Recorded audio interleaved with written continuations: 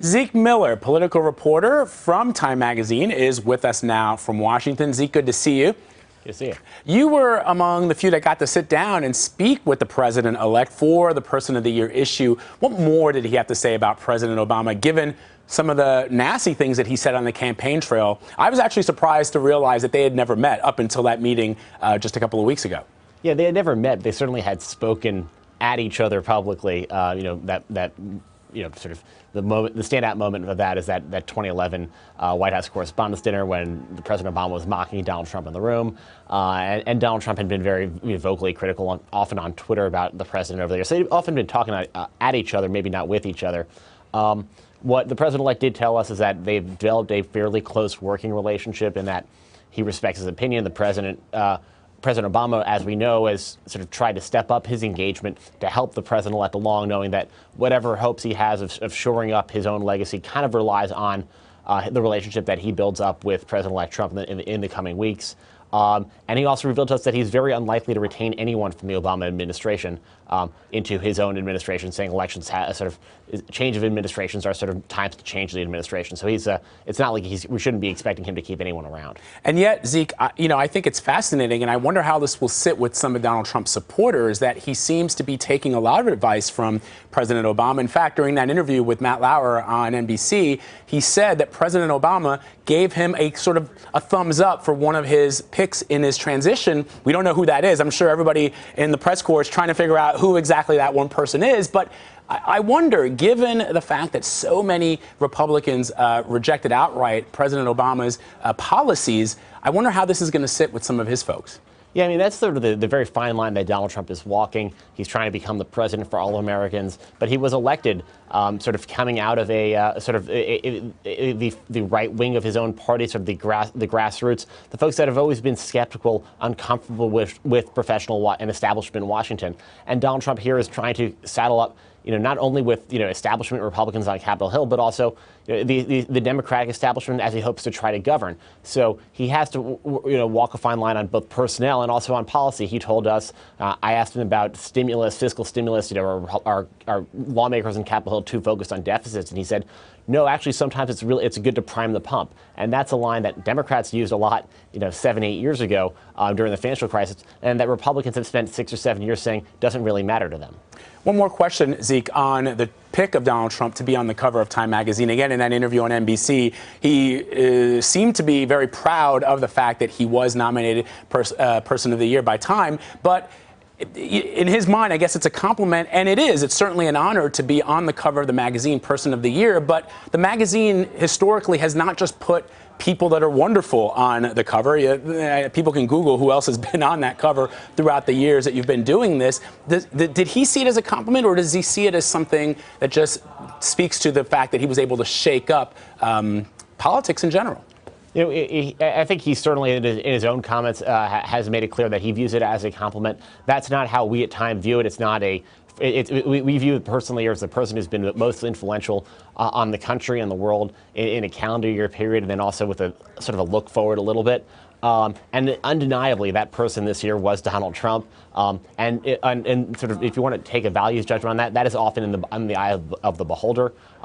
And the notion that he's the president right now of the divided states of America, I mean, that is undeniably true when you look at sort of just how polarizing this election was. The divide between the folks who voted for Hillary Clinton and the folks who voted for Donald Trump, where there's this vast chasm that has erupted in our democracy, and then also around the world, the way sort of Donald Trump is viewed.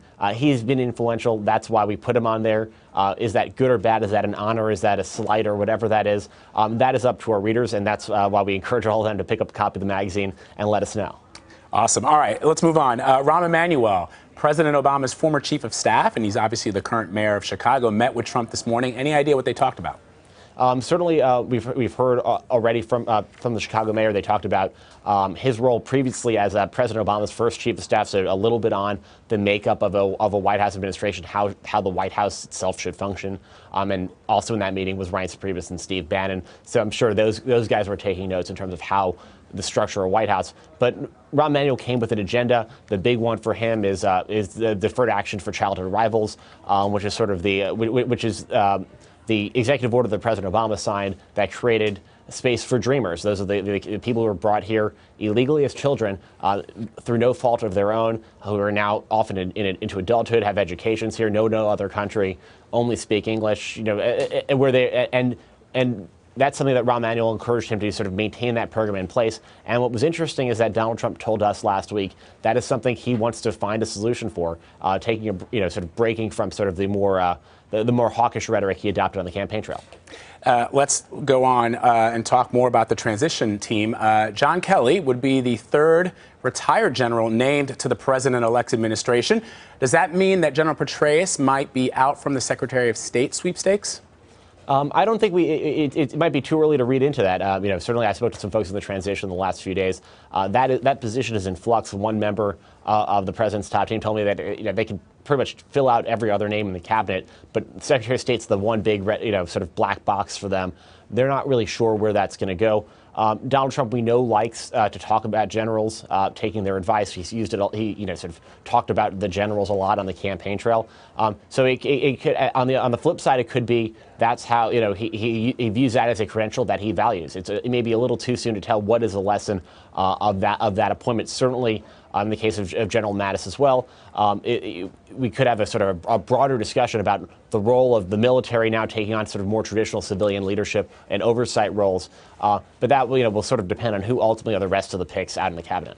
Well, speaking of former retired generals, Trump's pick for defense secretary is retired General James Mattis. He joined the president-elect last night in North Carolina. There are a few questions about his credentials, but he may have an issue getting nominated. There's a federal law that says that a person has to wait 7 years after retiring to serve as Secretary of Defense. Mattis only retired 3 years ago. GOP leaders slipped in, obviously, a provision into a must-pass government funding bill on Tuesday that would grant him a waiver to serve in the cabinet. Are Democrats going to fight this? I mean, the big example, if people know their history and memory serves, is General George C. Marshall. Obviously, he became Secretary of State. He was Secretary of State. He didn't have to wait that 7 years after the end of World War II. And we had the Marshall Plan and a bunch of other wonderful things that he was able to accomplish. Is it going to be easy for the Democrats to try and block this? Democrats can't block the continuing resolution. They don't want to shut down the government. Everyone wants to get home for the holidays. Is sort of the more short-term effect. The broader issue is that Democrats are on record, certainly in the Obama years, of saying you want to give a president broad leeway to staff out their administration, and presidents of both parties have been traditionally granted that. Often, this has stopped presidents-elect or presidents from selecting somebody from the military for the post of Secretary of Defense.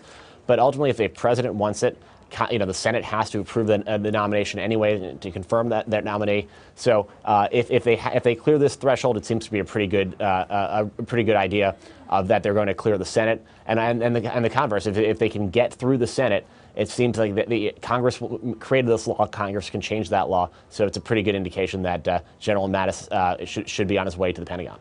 All right, we'll wait and see. Zeke Miller, we always appreciate your reporting. Zeke, thank you. Thanks for having me.